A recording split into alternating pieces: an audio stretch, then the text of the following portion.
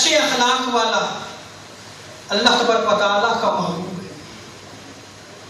لیکن آپ دیکھیں کہ کتنی بڑی عبادت ہے، اللہ اسے اپنا محبوب بنا لیتا ہے جو خلق عظیم رکھتا ہے، جس کے اخلاق اچھے ہوں، جس کی طبیعت اچھی ہو، جس کے اعمال و افعال اچھے ہوں، جس کی عادات اچھی ہوں، وہ اللہ کا محبوب بن جاتا ہے۔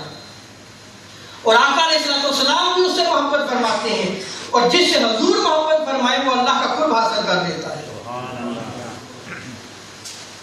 کنز الایمان میں اس روایت کو نقل کیا گیا، حضرت عبداللہ بن عمر روایت نقل کرتے ہیں کہ تاجدار کائنات صلی اللہ علیہ وسلم فرماتے ہیں کہ مجھے تم میں سب سے زیادہ محبوب وہ شخص ہے، آقا ارشاد فرماتے ہیں وہ شخص ہے جس کے اخلاق سب سے زیادہ اچھے ہیں۔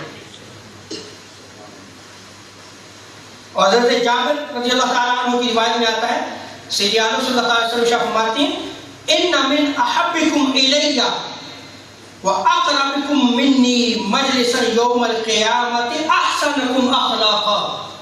آقا علیہ السلام فرماتے ہیں کہ مجھے تم میں سے سب سے زیادہ محبوب وہ شخص ہے جس کے اخلاق اچھے ہیں، اور روز قیامت سب سے زیادہ وہ شخص میرے قریب ہوگا، اسے قرب نصیب ہوگا جس کے اخلاق اچھے ہیں۔